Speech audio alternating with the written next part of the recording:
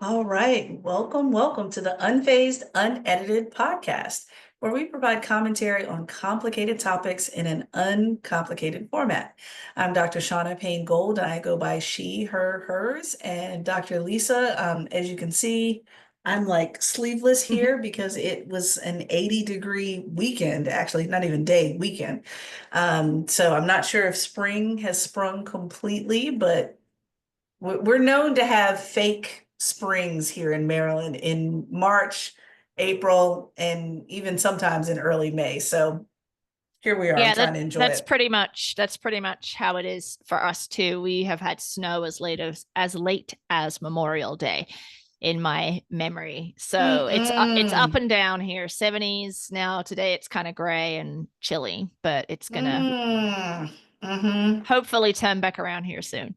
Yeah, absolutely. So, oh, but anyway, tried to enjoy the warm weather, got some walking in and so forth, which is nice. So, Mhm. anything we can do to decrease the stress levels here in the United Yes, States, right? yes, Yeah, yes, that's where we are with 100%. it.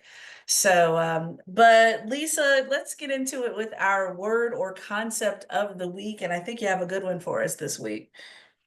Yeah, so I wanted to talk about school vouchers because we have this impending elimination of the Federal Department of Education, or at least attempts to, with firing, Mm-hmm. thousands of employees. And Mm-hmm. part of the narrative that is kind of is circulating related to giving education back to the states is this idea of school voucher systems. And so some of you may be familiar with these concepts and others may not. So we just wanted to give you a little primer here on what they are. So as it currently stands, the funding for schools, public schools, comes primarily from the states. There's not really that much to give back to the states to begin with, but there has been a movement to shift the way that that funding is provided. So right now, in many states, the state government will allocate funding to schools on a per student basis, and that money just goes straight from the government to the school. A school voucher system wants to add families in the middle of that. So let's say a student in Maryland is worth $5,500. That's what a school gets per student. Rather than giving that to the school that the student is at, they will give it to the family in the form of a voucher so that then that family can spend that money any way they want, right? So they could then just go ahead and give it to the public school, or as the argument goes, then you could use it for private education. So the idea being that the voucher system opens up educational opportunity to people of all income levels because they now have this money that they can then allocate to the school that they want their child to go to. It's a total smokescreen, bait and switch, right? Because this narrative around this voucher is going to now allow people of all economic backgrounds to go to private school is just bullshit. Because if private school costs $25,000 in a year, you giving me $5,500 in the form of a voucher does not increase the likelihood that I can now afford $25,000 a year for private school tuition, right? Because where the hell am I going to get the other Absolutely. 20K from, right? Absolutely. So Absolutely. so what it does essentially is for affluent families, those who can already afford to go to private school, it gives those families $5,500 towards that private school tuition. But everyone else who can't afford it generally just still funnels that money back to public schools. So it's essentially like, dare I say, government welfare or government assistance for wealthy families to send their kids to private schools.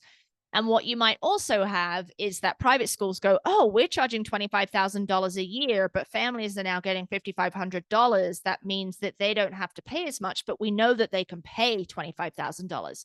So we're going to increase our tuition to $30,000 a year because then that won't change the cost that these families are paying at 25,000, right? Because they have that 5K to offset it. So it just absolutely ridiculous to say that this creates equity in education for people of all economic backgrounds. It just absolutely does not. And last November, this was on the ballot in several states, I think Tennessee, Nebraska, and Colorado, and it actually failed. So it's not popular. It's not generally popular, even in conservative states, to shift to this public school voucher system, but that's part of this whole disruption to the Department of Education. So anyway, Ugh, you'll be yeah. hearing about it, I think. Oh, yeah, absolutely. It would not, it would not incentivize. In fact, it would probably just tick me off even Right. more, because it's like, wait a minute, you're giving me this drop in a very large financial bucket that my family may not be able to afford. Mm-hmm. Not even close, not even half, right? Not even Yeah. half of what it would cost to go to such a private school. And the reason why I can say that, Lisa, is because I remember when the boys' daycare pre-K was more than 20K a year. Mm-hmm. So dangling, 5,500 in front of us would only frustrate us even more, because we still have to find something, some outlandish number that just wouldn't work, just would not work. So yeah, it's not getting the effect that they think it's going to. And so of course, here we go again with reinforcing structures and procedures that never get at the true issue, because that's the goal, to feign as if we're getting to the true issue Yes. rather than Yes. actually getting to the true issue. Yeah, because it's Well, we school tried to help choice. you. We Mm-hmm. tried to help you with the 5,500. Yeah, No, you and that didn't. and just for clarification, that 5,500 I just pulled out of thin air. It's going to be different, but it's still not whatever the number is. It's It's not not going to be close. $25,000. Yeah, Exactly. It's not even going to be close. Exactly. yeah. That's exactly right. So, oh, all right. Well, yeah, let's keep our finger on the pulse of that as it moves forward, Mm-hmm. because as we know, things are moving quickly. Lisa, as we've shared with folks, we record within the vicinity of when you will hear podcasts. But frankly, Lisa, we could record in the morning and drop it in the afternoon on the same day, and Yep. things still could have changed between then. Yep. So Yep. just pay attention to how the earth is moving underneath of us when it comes to some of these policies, and specifically with Department of Ed. So that's where Lisa and I's heart has lied for a long time, in the higher ed space specifically, but more broadly as well. So, all right, well, let's get into phase one. So, Lisa, I have been struck by the reports and a lot of the data that's really highlighting kind of what we already knew, but just even more exacerbated, that mental health has been a major concern, if not a full-blown crisis in this country. And that was even pre-pandemic Mm-hmm. and pre 47. And so, Yeah. given that, Lisa, I'm not, I'm concerned, but not shocked at the same time, that in 2016, for example, 53% of Americans faced what was called election anxiety at the time, Mm-hmm. meaning that they were very anxious about the outcomes of the election and, of course, the fallout of the election following. So we talk about election cycles here on this podcast, y'all. We don't just talk about one day, we talk about the entire cycle. It Mm-hmm. was 53% in 2016. So, Lisa, if you can even guess, I know your data-driven mind would be like, of course, it is more than 53% now. And Yep. it is. I don't know if this is like statistically significant, because I would have to look back at the American Psychiatric Association's actual raw data to see, but they are reporting that 73% of Americans faced election anxiety this year. 73%. So up 20%, which to me is very interesting, not unexpected, but interesting. And now, when you kind of compound the anxiety that many of us are feeling, whether it's specifically focused on the election, the ramp up to the election, and then the fallout of the election, of course, after the onslaught of all of Mm-hmm. the executive orders that literally took away federal jobs. Mm-hmm. Here, Lisa, we are well known here in Prince George's County, which has one border that connects with Washington, D.C. proper. We are well known for being high level, professional, affluent African Americans in this county. In fact, the majority of African Americans that amassed any form of generational wealth got it through either federal service or state service Mm-hmm. here in the county. And so, Lisa, imagine being either one person on your own or a two-person household, both of which have Yeah. lost their jobs due to a federal cut. And so with that, compounding on this next report, which, hello, people, guess what? We are withdrawing, as the US, we are withdrawing from the World Health Organization. Yet at the same time, they are launching a report that talks specifically about mental health and its crisis around the globe and what needs to happen as far as strong suggestions and best practices with policy. So, Lisa, I just thought it was ironic that, of course, we have so many moving parts in our country right now that directly affect people's mental health, number one. Number two, we are withdrawing from the World Health Organization that would at least give us some form of global standards or at least strong suggestions around what can work and how we might work in partnership with other countries and allies. We've withdrawn from them, and now we get to look back and say, okay, our situation is getting worse. While everyone else is learning how to swim, we're over here drowning. And not only are we drowning, but we're pouring buckets of water over our heads as we drown when it comes to mental health. It's just, and it's a lot. I mean, the report, I will say I read several sections of the report when it comes to the World Health Organization's suggestions around mental health, but the one that struck me most was area number 5. And that's the area where, Lisa, this is where it flirts with what we do every single day. Yeah.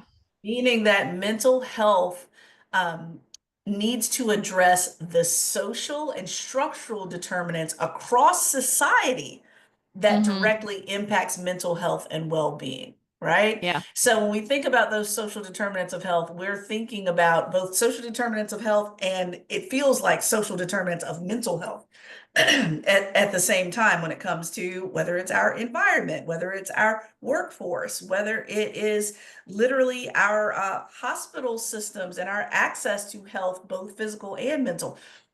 They're addressing this as a ecosystem. I know that gets to be a coined phrase, but they're addressing it as an ecosystem. And Lisa, I don't know about you, but I would suggest that in the United States, the ecosystem already had leaks, cracks. I mean, Yeah. it just, it was already kind of disintegrating. And it feels like withdrawing from the World Health Organization kind of just completely, it's like the Thanos snap. I mean, everything just completely disintegrates when it comes to any type of mental health scaffolding around Americans. And so, Lisa, what are your thoughts around the mental health of our country, our withdrawal from the World Health Organization, and what mental health professionals may be able to do even in the face of so much discomfort and resistance here in the US, even though that we realize systems are much bigger than they are? Yeah, that's a big It's a big collection of question. questions there.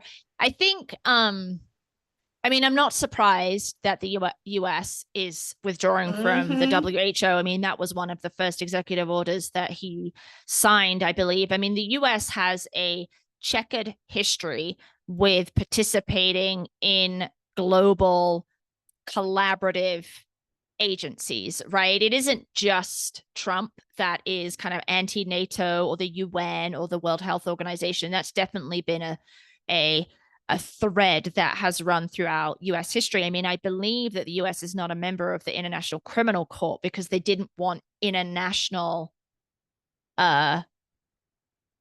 law and requirements to interfere domestically, right? So, right between the lines is they want to continue to do shady shit and don't want to be called on it by an international legal body. There's some case law around this and I'm not remembering it exactly. So I actually wonder, Shaunna, whether the degree to which this report would even have traction in the United States, even if we were not withdrawing from the WHO, right? Because I think that there is this insularity that happens here. And it's different. Our mental health struggles are not the same as your mental health struggles. So don't tell us what we need to do kind of thing. So I feel like there's a little bit of that. But the piece that I like about this guidance that you've highlighted is that structural piece, because I feel like I'm kind of forming this thought as I'm saying it, but yeah, at a time when we have a administration that is denying and unraveling the reality of how history and structure, organizational structures, institutional structures affect people's day-to-day experiences.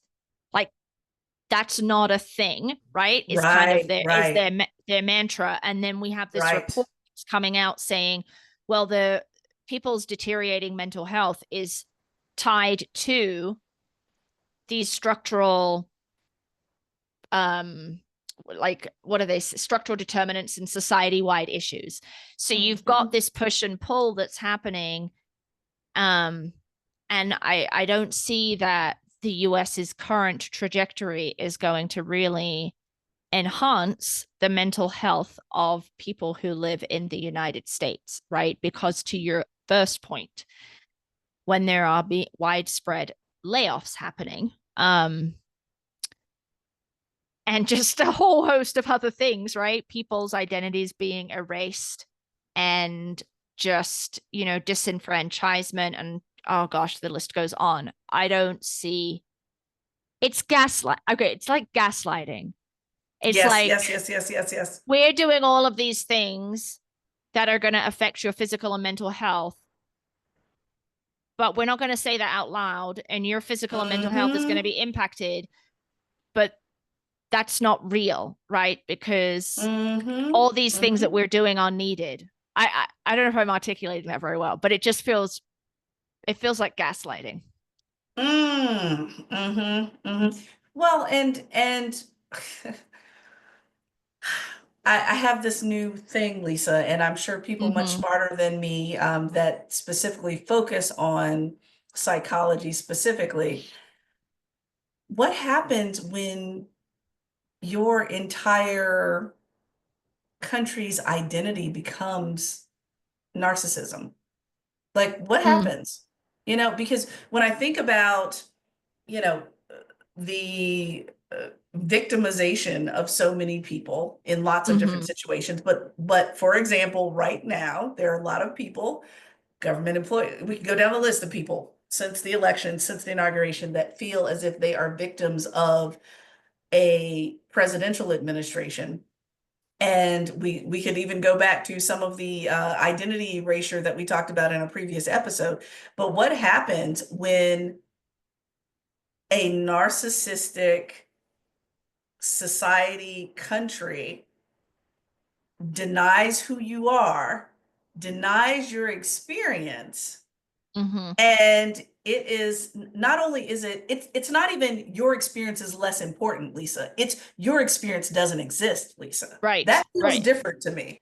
That Yeah, that feels different in that as long as we keep erasing, like if you deny that there's a problem, then you never have to care about a solution, right? You yeah, just never yeah, have to care about a solution. And yeah, so the best way to not deal with certain individuals, groups, even organizations is to deny that they exist. And so as long as this administration denies that mental health is a challenge, then there's never anything to handle. There's never anything that's government excess. That no, we shouldn't spend money or resources on that. So let's act like it doesn't exist. And it kind of reminds me, Lisa, of when Elon Musk stock went way. I mean, how many billions has he lost at this point? mm, mm-hmm. And this is the same person that's like, you all don't care that I'm losing money. You're the same Mm, one that said that empathy was an Achilles heel. So right. no, I don't have any empathy for you. Here's a nice big taste of your own medicine. Here you go, serving it up for you. Mm-hmm.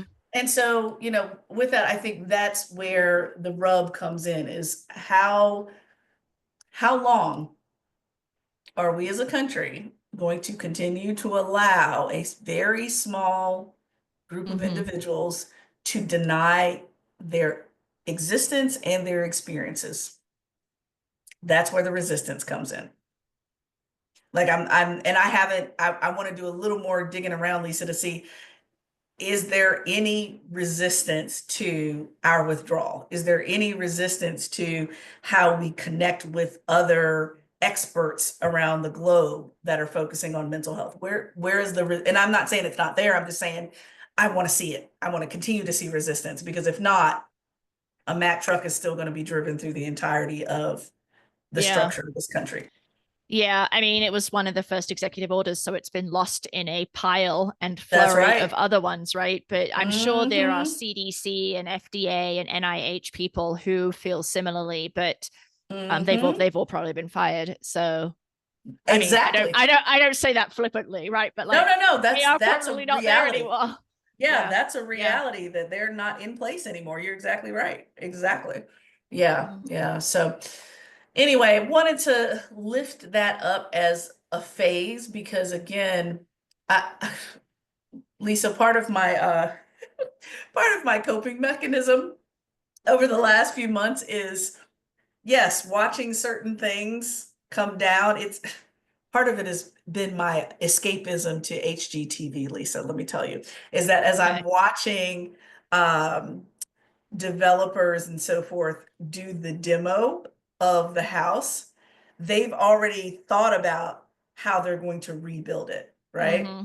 And that's the only thing that's been helping me as an escapism, is thinking, okay, I'm watching this presidential administration literally do demo on what we did have. I'm not saying it was Right. perfect. I'm not saying it was the dream home. Yeah. I'm just saying that I've been watching them completely destroy. So now my way of coping is thinking about, okay, how would I put that back up? Mm-hmm. How would I Mm-hmm. re-engage with WHO? How would I Yeah. re-engage with that? That's been my flicker of hope. That's been that I'm hoping to foster as we continue to watch these executive orders roll in and people complying before Mm-hmm. things are Mm-hmm. even being installed properly. So here we are. Here we are. So, but Lisa, what you got next for us? All right. So phase two. It's a little bit connected actually to all of the firings. Not intentionally, but as you were speaking, I was thinking about it. So there was a piece published a few weeks ago in the New York Times that's called the Gen X Career Meltdown. Now, I am a proud Gen Xer, and as are you. Yeah. And I rarely see any research, media, journalism that is specifically related to Generation X.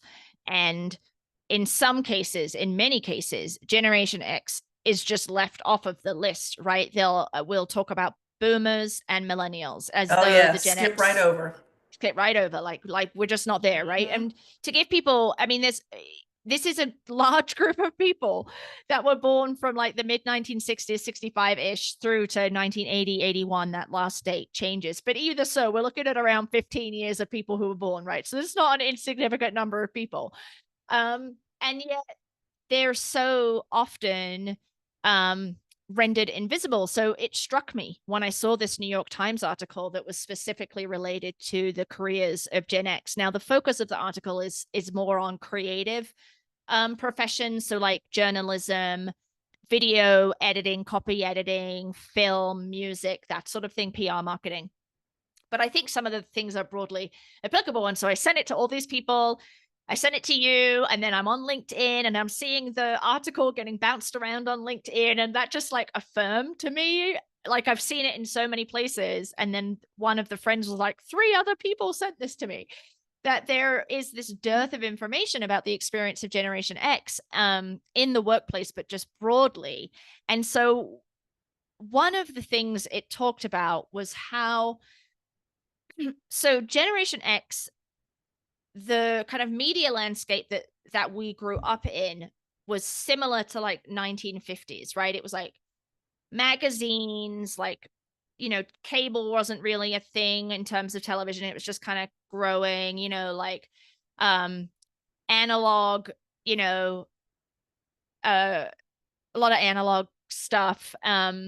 And as we grew, technology started to evolve. So we as a generation kind of rode this wave of technology advancement. So we were never in a position where the technology was already there and we just knew it to be there, right? We are always kind of on the learning edge or the learning part of this wave, whereas baby boomers had kind of moved through a lot of their career before it hit. And millennials, it's always been there, mostly always been there for them, right? So you've got us sandwiched in the middle where the skills that we developed in our early career, again, the context being this media kind of environment where it's like magazine Yes. publishing, newspapers were not online, right? The internet was just getting going. That's the thing. Those skills have now become obsolete. So you have a whole wave of people in their 40s and early 50s whose Yes. skill set is now not desirable. That's right. Because That's you know, right. because it's quote unquote out of date. And so it was just so interesting for me to think about it that way. And then with this massive, massive thousands of people losing their jobs in the federal government, and we know the federal government has struggled mightily to update That's its right. systems, right? So all of That's the right. systems that are being used are also really old. And so how are these people going to get jobs? And I bet a ton of them are Generation X, right? Not all of them, Oh but I yeah. bet a Oh yeah. ton of them are Generation X who have lost their jobs. Mm-hmm. And one of the quotes from the article says, every generation has its burdens. The particular plight of Gen X is to Mm-hmm. have grown up in one world only to hit middle age in a strange new land. It's as if they were making candlesticks when electricity came in. The market Ugh. value of their skills plummeted. Mm-hmm. Mm-hmm. Oh So yeah. I'm wondering what you, as a fellow Gen Xer, I'm wondering, I know what you think. I know you don't work in like PR marketing and kind of the creative bit, but I wonder, does this, what I've shared resonate with you? Like, what are you thinking? Oh, it's the struggle. I mean, yes, I do agree, even especially with that quote that you just gave. I do agree. And at the same time, when we look at, so let's look broader than the creative slice of the larger pie, Mm-hmm. for example, is that, we're not talking about a small group here. Based on US population, we're talking about like close to 20% of the US population Mm-hmm. around, last time I checked, it was like over 60, 64, 65 million people. Okay. And so in the US specifically, so given that this is not a small chunk, it's not like we're saying, Mm-hmm. oh, 5% of Americans, da da da da da. We're talking Right. about close to 20% of Americans that are usually uh, excluded from generational conversations, number one. Mm-hmm. Number two, they're caught almost in this matrix of I'm not old enough or interested in retiring yet, but I'm Right. also not quote unquote perceived as young enough to be Yep. relevant to the workforce. I have enough experience to be a supervisor, but usually I've been stepped over as a supervisor because people don't want the boomers. And at the same time, you're still calling millennials high school teenagers. So we Mm-hmm. get kind of caught in the mix. And so Megan Gerhardt's book, Gentelligence, has really helped my brain to shape around the concepts of generations broadly, but Gen X specifically, how, you know, it is not uncommon that we get forgotten. And part of us, this tells you how scrappy we can be as Gen Xers. A large portion of us don't care, but then a Mm-hmm. large portion of us are like, well, we're still here at work too. Like it's Yeah. Yeah. literally somebody I was reading an article that somebody described us as the middle child that always gets forgotten. Like, Yeah. the Yeah. oldest is the leader, the baby has needs, but the middle child figure it out. And we've been in Yep. figure it out mode for a very long time. Mm-hmm. Um, and so, with that, I think the workforce piece is going to get interesting because for us Gen Xers, and I know this is how I've tried to approach it personally, but I've seen it work for other people as well, in that we are going to be walking this razor thin line of using our age interpreted as experience, but also staying so open to being mentored by younger generations that we are Yeah. always cutting edge at the same time. Mm-hmm. And so, I have no problem telling people, 27, 28 years in my field, but at the same time, I'm still always talking to folks in my field that are one or two generations younger than me to tell me, hey, what's really going on with this? Or what Right. technology is now being used with that? Or what are people saying in real time as they're going into the workforce about DEI issues? And so finding the ability to be kind of uh, chameleon-ish with all the generations. I think that's Mm. how Gen Xers are going to make it until we can actually retire, whether it's by age or by bank account. But being the forgotten generation just cracks me up every single time because I'm like, what do we do when we're the people? Like, what was that movie? It was a Christmas movie where Kevin got left at home. Home Alone. Thank you. Home Alone in the whole series. My boys and I watched Yeah. the whole series. I always feel like we're the ones that get left alone. Like, we are the last thought, if a thought ever, which then in that movie helped him to really create some skill sets that he may not have had to use because he had everybody around him so much. Like he had to go get groceries on his own and, do all these other things on his own. I'm like, Yeah. yeah, we got to figure it out on our own. Let's stop We do. waiting for people to acknowledge us. They're not. Let's accept it and Yeah. figure I out mean, how to matriculate.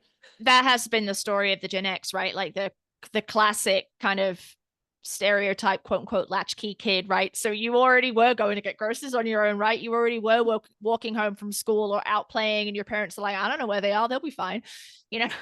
Such a, Exactly. so it's the same stuff. But I do think this technology wave, I think it was just an interesting way to think about the way we've been pinched Mm-hmm. and caught, and Mm-hmm. that's different from any other generation. So we'll link the article in the show notes Yeah. for folks who Yeah. haven't seen it yet, who might be curious. But Mm-hmm. let's go ahead and move on to our final phase. What have you got, Shaunna? All right. So phase three. Phase three is this reminds me of our talk, Lisa, when we talked about the Black Lives Matter mural being removed from Uh-huh. DC. Yeah. This is along a similar vein, y'all, of identity erasure here, where back in late March, there was pretty much yet again another executive order. Like I feel Mm-hmm. like I've said executive order more in the last few months than I've said it ever in my entire life, Lisa. But we're going back to a time where certain things, topics, conversations don't exist.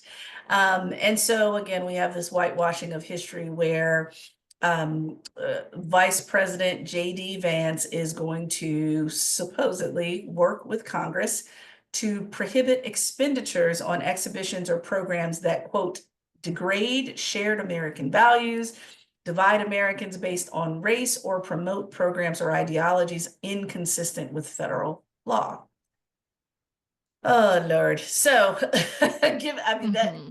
that just uh, it it feels so incomplete, Lisa.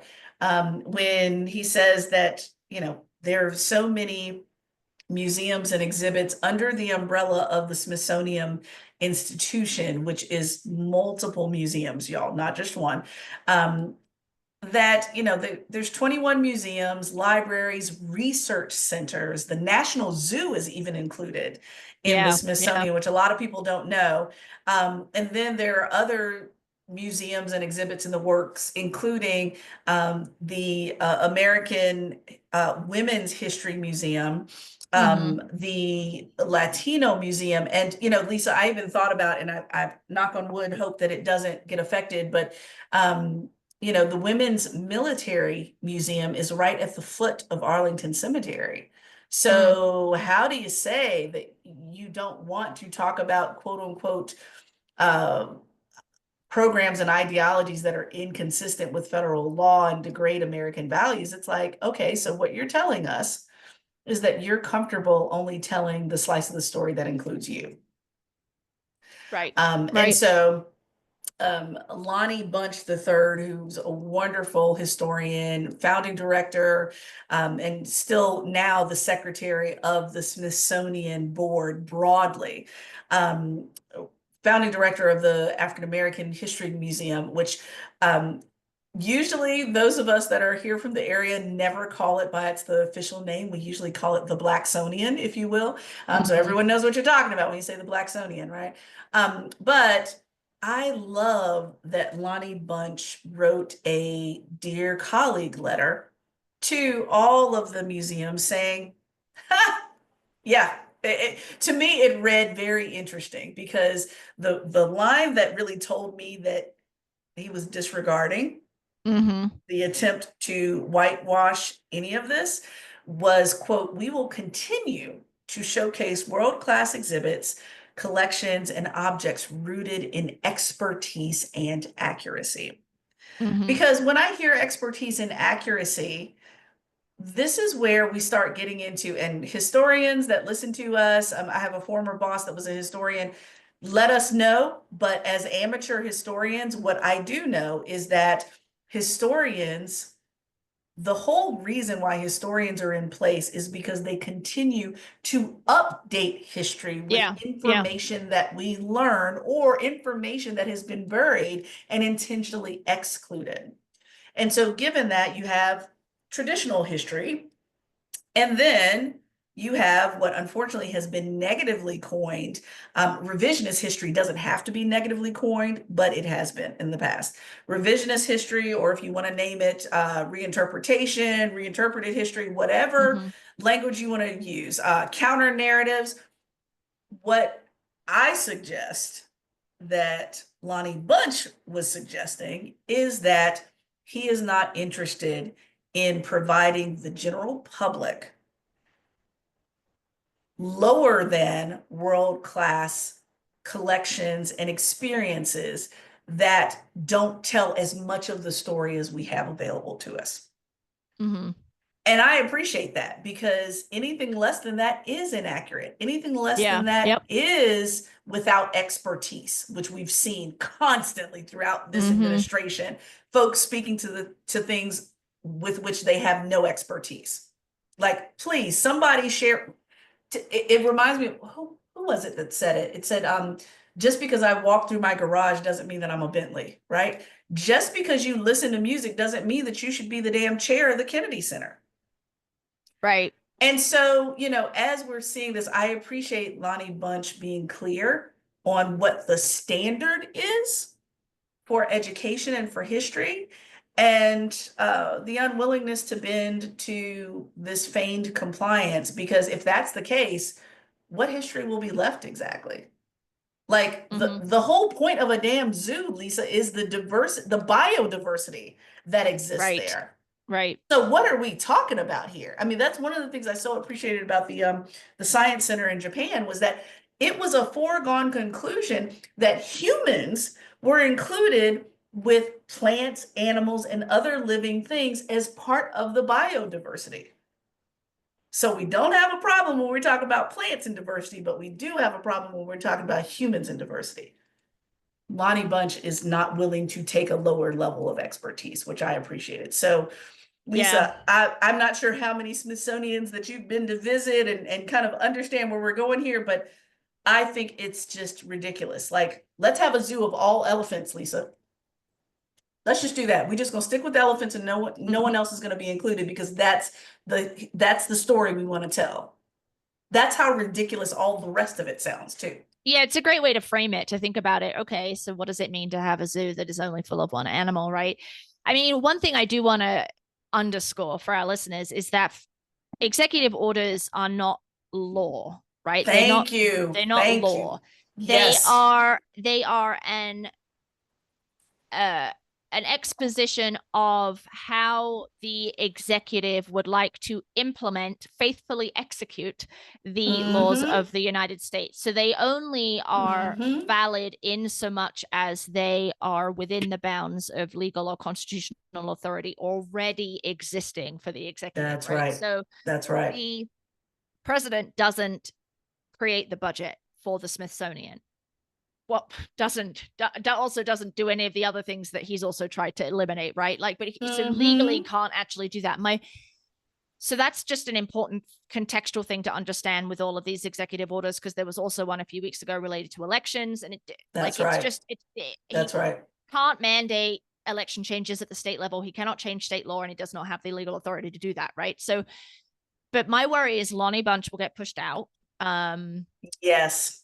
Because yes, the Congress right now is such a rollover, right? And so Congress has to approve the board members and the budget, and so that there'll be something that happens there. So he will continue to take a stand, as he should, but that will likely lead to his demise, is my guess, as so many other leaders in institutions have realized the last few months.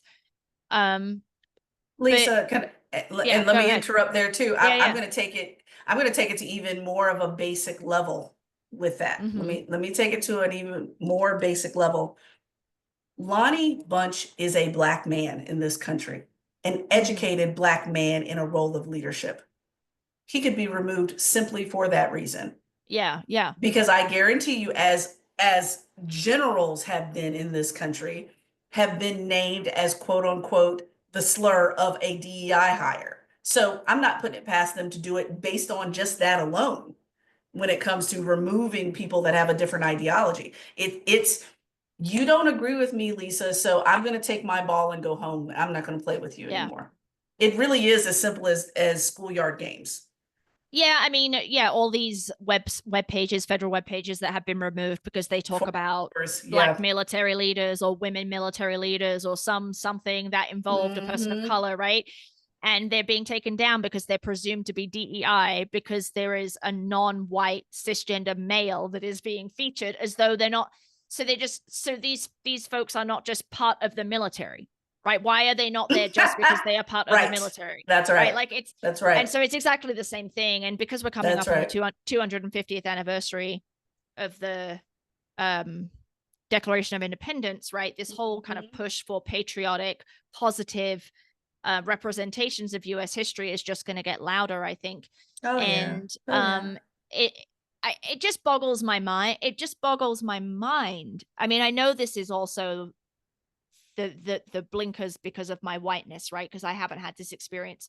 I mean, I've had it as a woman, right? But not as a white person. But like, I mean, like they're going to probably erase, history around Thomas Jefferson and other founding fathers being enslavers, right? Like, because that's not positive.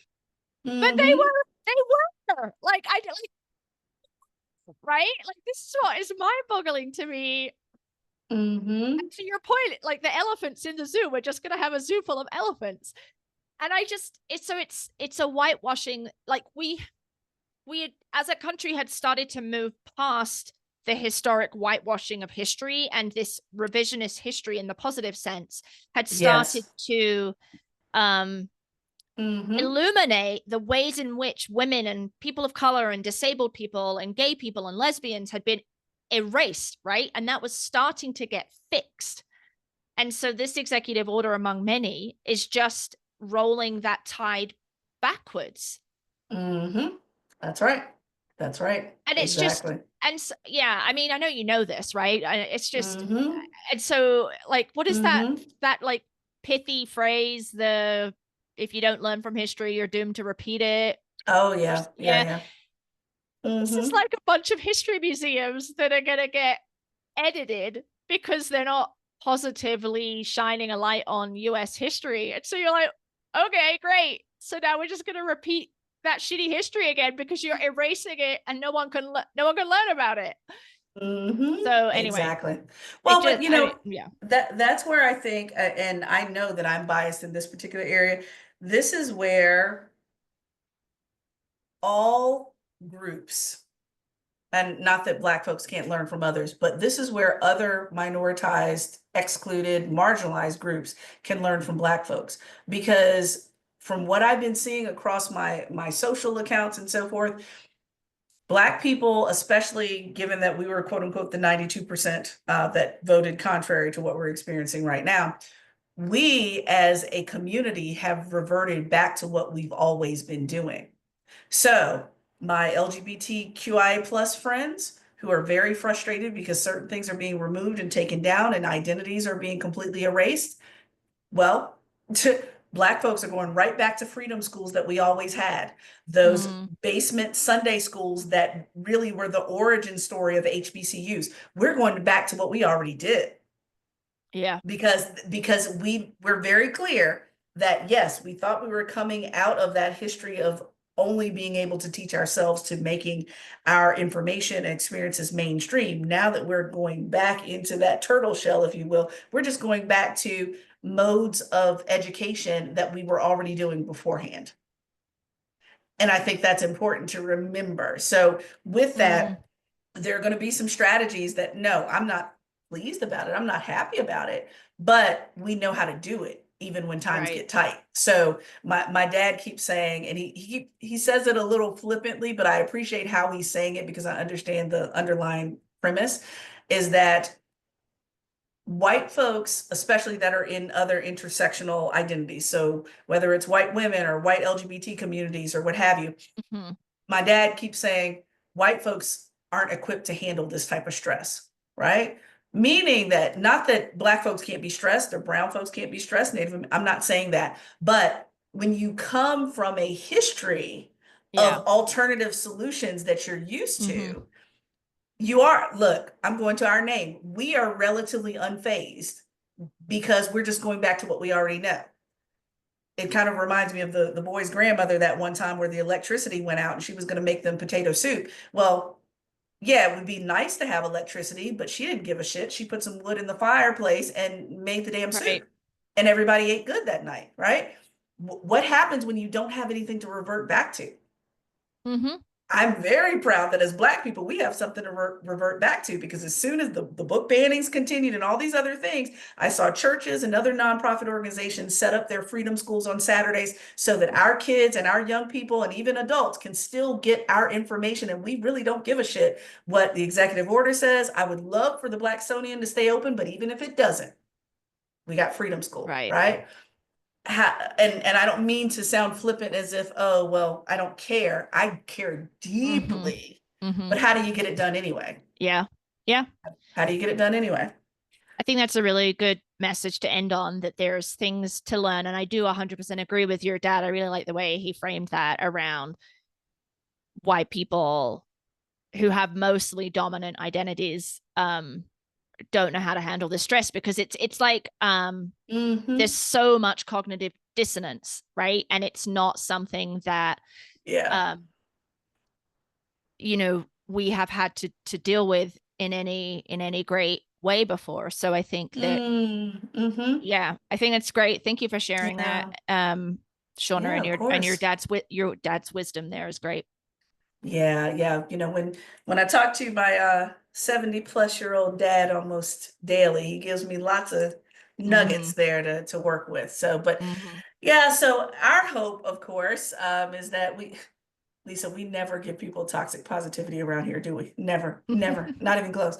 But the goal, of course, is to make you all aware of these topics and how they're going to continue to bubble up for the foreseeable future, and what you can do to help with the alternatives, despite not having an ideal experience right now. So, but Lisa, let me tell folks where to find us. You can find us on YouTube at Unfazed Unedited, Apple Podcasts, and Spotify. Make sure that you follow us, subscribe there so that it just automatically pops up in your socials. We're on Instagram at Unfazed Pod, LinkedIn at Unfazed Pod. And of course, if you have questions, comments, concerns, email us at info@unfazedpodcast.com. If you forget all that, we certainly have our website, unfazedpodcast.com, where you can access the old shows and the new shows. We are just getting closer and closer to that 200 mark. Woo-hoo. So given that, continue to follow, share, like, leave a review, and make sure that you share this with your family, friends, coworkers, or others in this phase of your life. So Dr. Lisa, until next week. Until next week. See you soon.